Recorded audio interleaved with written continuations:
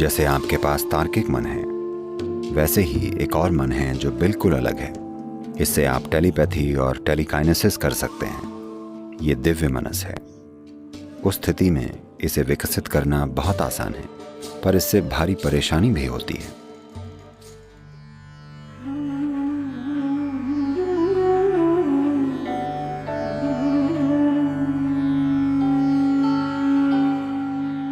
देखिए, आपका शरीर या जिसे आप मैं कहते हैं, ये कई चरणों में खुद को विकसित करता है। योग में ये विकास के 7 चरण माने जाते हैं, या कहें तो मनुष्य के 7 अलग अलग शरीर हैं। 7 अलग अलग शरीर यानी वाकई 7 अलग अलग शरीर नहीं हैं।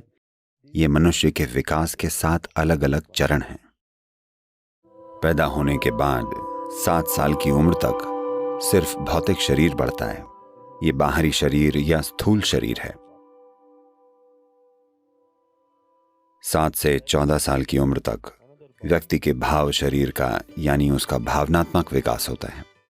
14 से 21 साल तक, अगले 7 सालों तक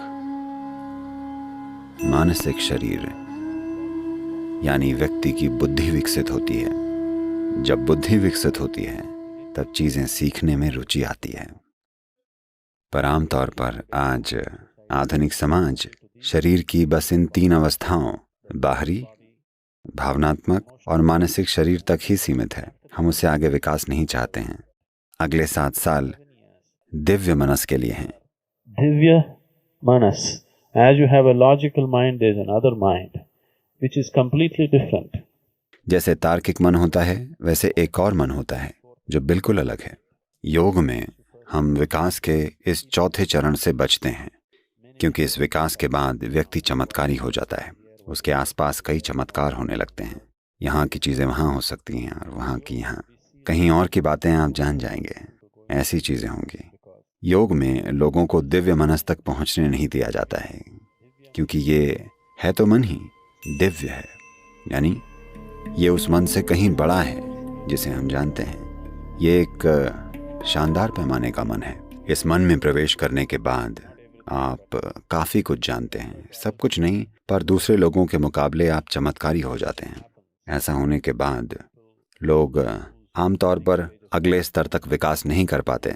ज़्यादातर लोग इतने परिपक्व नहीं होते। वे इसे दूर रखकर आगे नहीं बढ़ पाते। वे इसी में उलझ जाते हैं। ये एक मानसिक स्थिति ही है। तब वे टेलीपैथी और टेलीकाइनेसिस कर सकते हैं। ये सब चीज़ें दिव्य मनस हैं। 21 से 28 तक ये विकास आसानी से हो सकता है। ये एक प्राकृतिक प्रक्रिया है। उस उम्र में ये विकास बहुत आसान होता है। पर जो लोग आध्यात्मिक पथ पर हैं, उन्हें इसकी तलाश कभी नहीं करनी चाहिए, क्योंकि तब आपके पास बस एक ऊंचे स्तर का मन होगा। वैसे ही मन भ्रम में डालता है। ऊंचा मन गहरे भ्रम में डालेगा। ये आपको निचले मन से कहीं अधिक गहरे तरीके से उलझाएगा, तो हम इसे दूर ही रखते हैं। दिव्य मनस से जुड़ने के बाद कोई भी परम तत्व नहीं खोजेगा, क्योंकि ये इतना विशाल, इतना चमत्कारी है। ऐसा लगेगा भगवान मिल गए। आपको कुछ और नहीं चाहिए होगा। ऐसी भावनाएं पैदा होंगी। पर इससे भारी दुख भी पैदा होता है। आमतौर पर दिव्य मनस में जाने वाला व्यक्ति जीवन के 47-48 वर्ष के बाद बहुत दुख झेलता है। योग के मार्ग पर हम कुछ चीज़ों को दरकिनार करके हमेशा शून्यता पूर्ण विसर्जन की कोशिश करते हैं, क्योंकि उसके बिना काम नहीं चलता। आध्यात्म को एक विज्ञान मानने के बाद हम आध्यात्मिक मार्ग में मनोरंजन नहीं ढूंढते। हर छोटी से छोटी चीज़ को हम बस एक कदम मानते हैं जो हमें बड़ी चीज़ की दिशा में ले जाएगा। हम उसे कभी भी मनोरंजन मानकर उसके पीछे दीवाने नहीं होते। ये बहुत ज़्यादा ज़रूरी है। ध्यान में लोग थोड़ा सा अनुभव पाकर रोमांचित हो जाते हैं, पर 2 महीने में वो फिर नीचे आ जाते हैं। ऐसा बार बार हो रहा है, क्योंकि आपका मनोरंजन होता है। इन चीज़ों से अपना मनोरंजन न करें। चाहे जो भी हो, हमारा काम है लक्ष्य तक पहुंचना।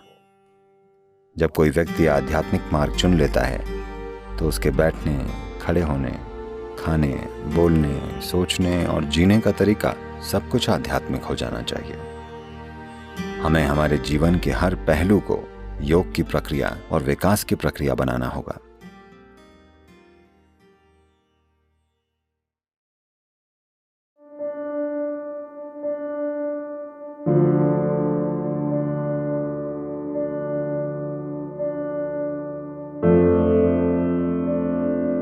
इस सौर मंडल में मानव शरीर सबसे ऊंची मशीन है। सिस्टम के 114 चक्रों में हलचल लाई जा सकती है। If you arrange it in a certain way, you've become a full-fledged divine entity.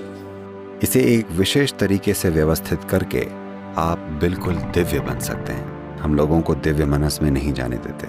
इस मन में प्रवेश करने के बाद आप सब कुछ जान जाते हैं।